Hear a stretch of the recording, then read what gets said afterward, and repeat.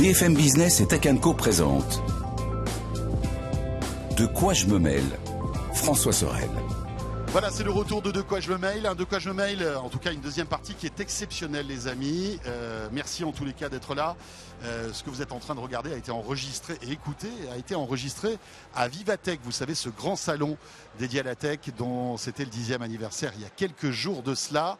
Et j'ai eu l'occasion de rencontrer quelqu'un qui a marqué, on va dire, mais allez, 20-30 dernières années dans le monde du jeu vidéo, et sans doute à vous aussi, puisque j'ai le plaisir aujourd'hui de recevoir le créateur de Tetris. C'est incroyable, mais il est avec nous sur le plateau de quoi je me mêle. C'est Alexei Pajitnov.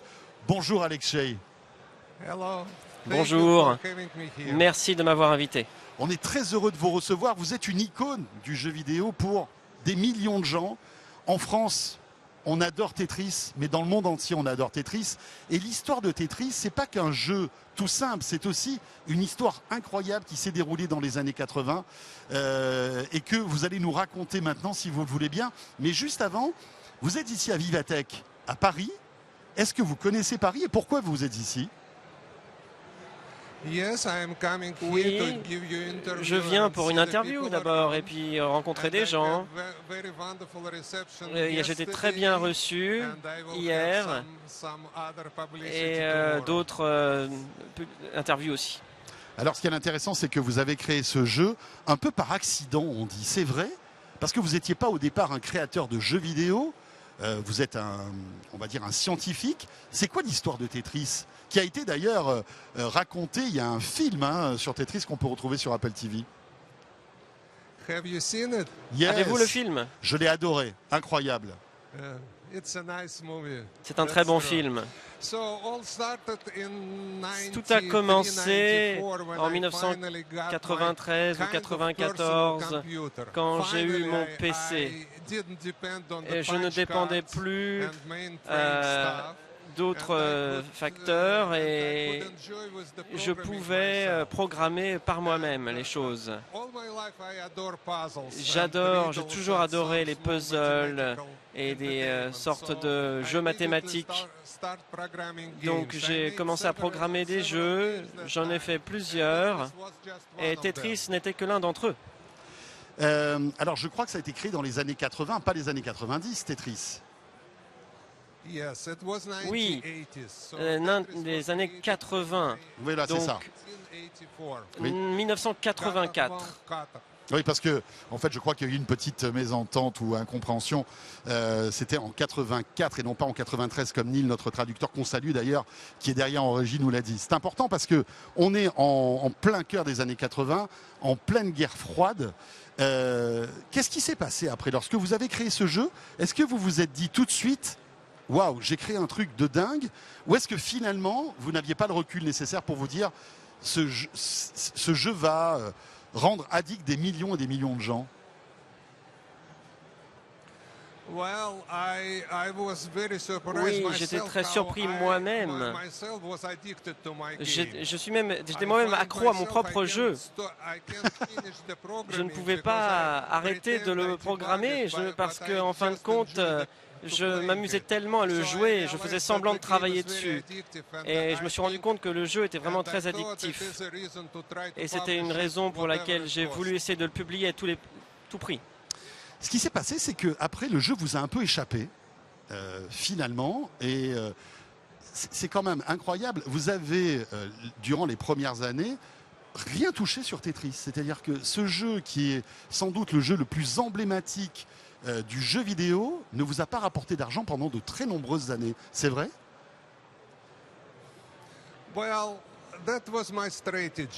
Oui, c'était ma stratégie en vérité. L'Union soviétique à l'époque était assez spécifique en termes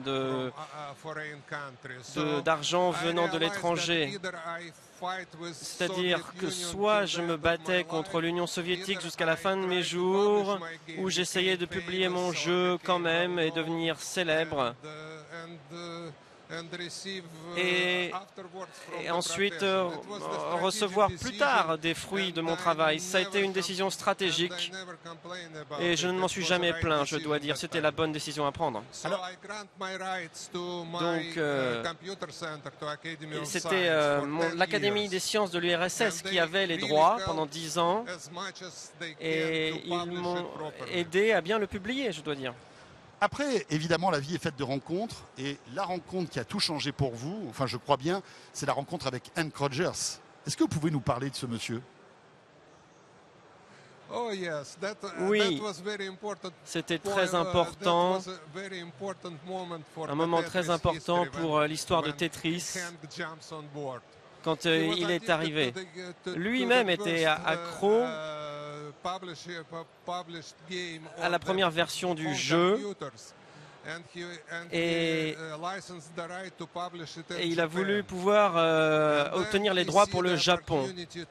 Il a ensuite vu l'opportunité de le mettre sur la Game Boy. Il est venu en Russie pour obtenir les droits. Et le film était d'ailleurs là-dessus, sur cet épisode-là.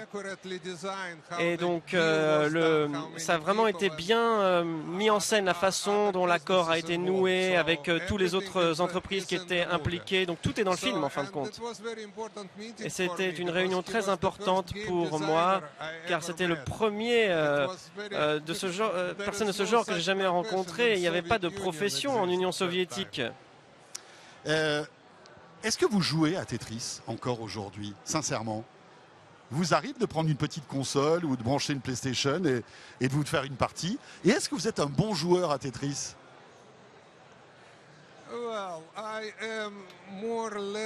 Alors, je ne suis pas mauvais, disons, à un niveau non professionnel.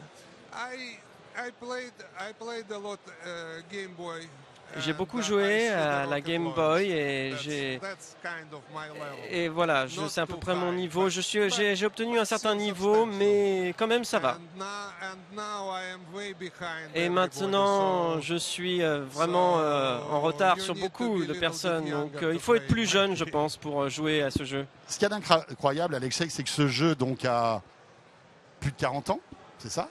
42 ans, une quarantaine d'années, on va dire.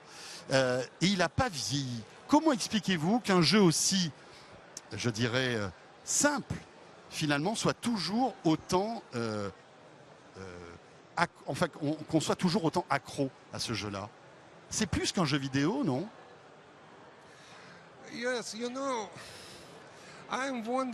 Oui, vous savez, je me demande pourquoi ça a touché Tetris.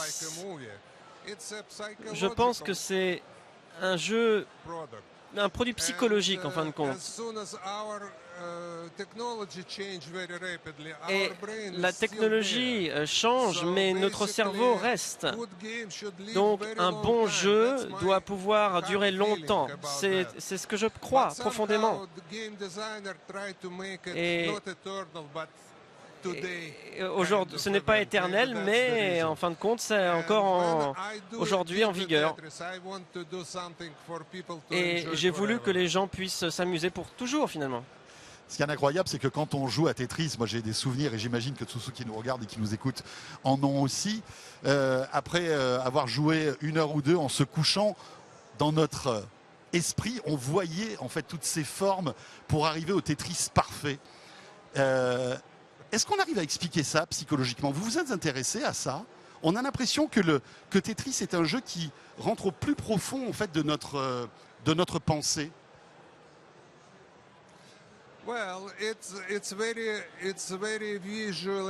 Oui, c'est un jeu visuel intensif, l'un des plus intensifs, je dirais.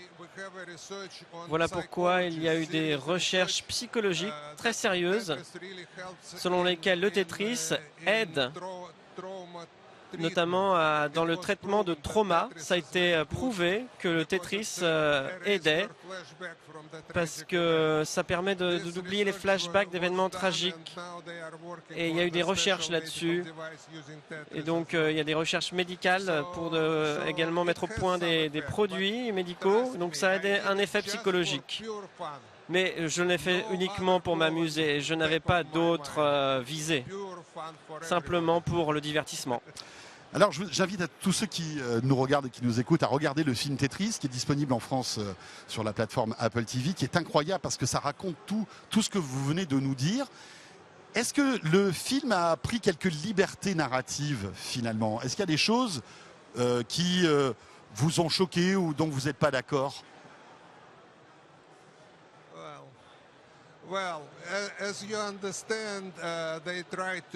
Alors, ils ont essayé de mettre 3 ou 4 années de notre vie en 1 heure et demie. Oui, donc forcément on passe à côté. Forcément, on passe à côté de choses. Oui, il y a des choses qui manquent et d'autres qui ont été remplacées. Ce film, vous savez, il y avait des agents du il n'y avait pas des agents du KGB, tout ça n'est pas vraiment vrai, mais d'un autre côté, c'est assez authentique parce que à cette époque, ça a bien permis de voir l'état d'esprit de l'époque. Et tout ça, c'était assez bien fait, je dois dire. Et tout ce qui s'est noué autour de l'accord, et ça a été bien rendu, ça. Je vous invite véritablement à le voir, c'est passionnant. Vous vivez aux États-Unis maintenant, depuis pas mal d'années, je crois bien. Quand vous voyez des enfants ou des jeunes jouer à Tetris, qu'est-ce que vous ressentez alors qu'ils ne vous connaissent pas pour la plupart? Alors,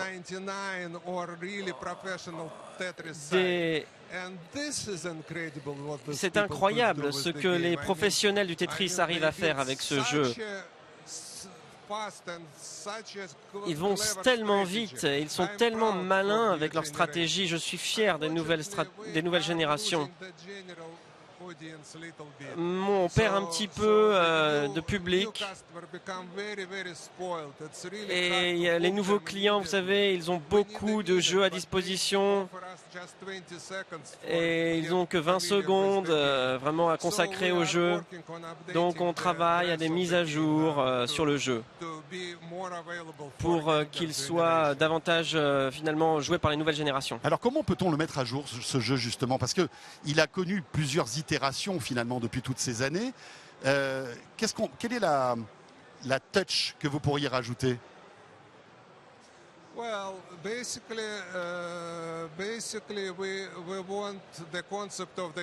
Nous voulons bien sûr que le concept du jeu demeure le même, mais avec peut-être des nouvelles phases d'introduction, peut-être de l'IA aussi dans le jeu pour que ce soit plus attrayant pour les nouvelles générations. C'est ça que nous faisons. Vous avez parlé d'IA justement. Est-ce que, alors aujourd'hui, j'imagine que vous profitez de la vie, vous avez bien raison. Est-ce que vous vous intéressez à l'intelligence artificielle? L'IA pourrait créer des jeux, ça c'est sûr. Le problème, c'est que la communication avec l'IA soit intéressante pour les joueurs. Et nous sommes en train de considérer l'usage de l'IA dans nos mises à jour. Donc, on pourrait faire des commentaires par l'IA sur le jeu. Ah ouais. Ça, c'est une des choses qu'on peut faire. Ensuite, je veux qu'il puisse y avoir des IA qui jouent en parallèle sur mon jeu. Ok, bah écoutez, tout ça est passionnant. Merci beaucoup Alexei d'être venu sur le plateau de BFM Business et dans De quoi je me mail. Voilà, pour beaucoup d'entre nous, vous êtes un personnage incroyable, une icône du jeu vidéo. Et je suis très honoré de vous recevoir aujourd'hui. Merci beaucoup. Merci à vous de m'avoir reçu. C'était une interview très intelligente et très agréable. Merci. Et j'espère que peut-être un jour on pourra faire une bataille de Tetris. Mais bon, je suis persuadé qu'il me gagnerait et que je perdrais sans doute. Merci beaucoup. Voilà, ce de quoi je me mêle est terminé. Merci de nous avoir suivis. Et puis, bien évidemment, n'hésitez pas à réagir avec le hashtag DQJMM, notamment sur X. On sera de retour la semaine prochaine, bien sûr. Salut à tous. De quoi je me mêle sur BFM Business et Tech & Co.